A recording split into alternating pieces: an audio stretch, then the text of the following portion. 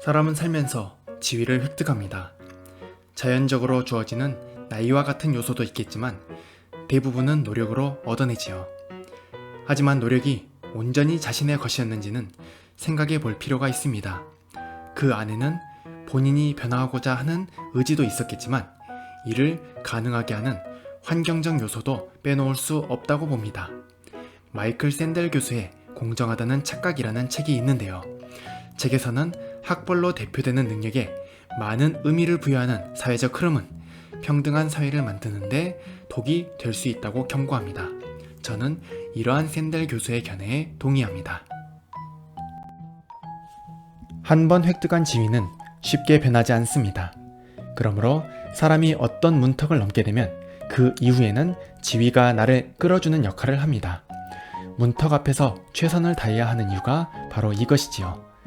중학교에서 고등학교, 고등학교에서 대학교, 대학교에서 취직까지 수많은 문턱의 앞에서는 수험생이라는 이름으로 많은 이들이 열심히 하루를 보내고 있습니다. 자연의 현상 역시 이와 다르진 않습니다. 화합물이 만들어지기 위해서는 활성화 에너지 이상의 에너지가 들어가며 그 과정에서 열, 빛, 전자기력 등 다양한 에너지가 화합물을 만들기 위해 투입되곤 합니다. 그리고 만들어진 생성물은 별다른 일이 없으면 화합물로서 그 존재를 발현하게 되지요. 가끔은 과학적 사실들로부터 우리네들의 삶을 돌아보게 되는데 이를 찾아가는 과정들이 소소한 즐거움이 됩니다. 여러분들에게 질문 한 가지 해보겠습니다. 지위와 능력을 수치화했을 때 이과라서 수치화하는 거 되게 좋아합니다.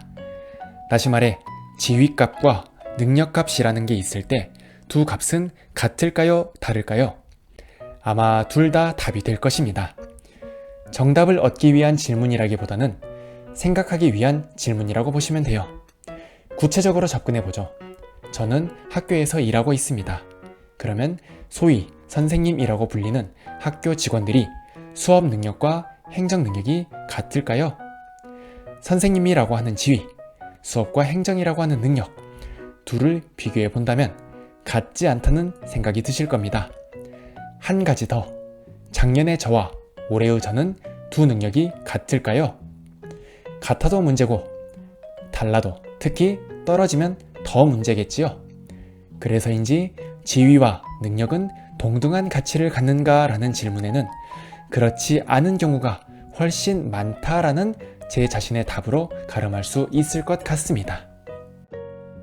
대부분의 사람들은 자기가 가진 능력을 자신의 지위가 가로막고 있다고 생각할 것입니다. 나는 대단히 뛰어난 사람인데 나를 둘러싼 구성원들과 사회 환경이 내 능력을 발휘할 기회를 주고 있지 않다고 말이지요. 그러면 나를 가로막는 사람은 누구일까요? 바로 내가 획득하고자 하는 지위를 가진 사람들일 것입니다. 그리고 이 사람들은 내가 보기에 지위만 있지 능력은 별로 없는 꼰대라고 불리는 사람들일 것입니다.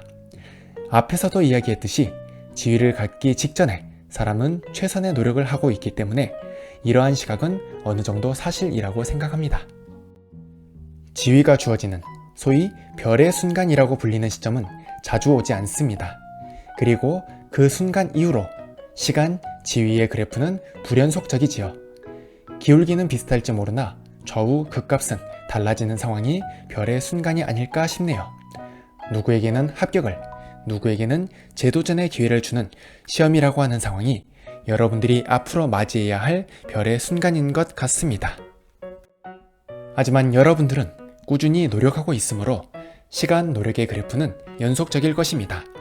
조금씩 노력의 강도가 달라져 기울기가 다를 수는 있겠지만 양쪽 극값이 다른 순간은 거의 없을 것입니다. 그러므로 두 그래프를 겹쳐보면 경로가 일치하지 않는 경우가 더 많을 것이라 생각합니다. 내가 스스로를 바라보는 시점은 극값을 기준으로 왼쪽 끝에서 접근하고 있고 타인을 바라보는 시점은 오른쪽 끝에서 접근하고 있습니다. 그래서인지 세상은 불공평하며 나에게는 기회를 안 주고 저 늙은 꼰대들은 능력도 없이 자본만 축낸다고 욕하는 게 대부분 사람들이 삶을 바라보는 형식이 아닌가 싶습니다.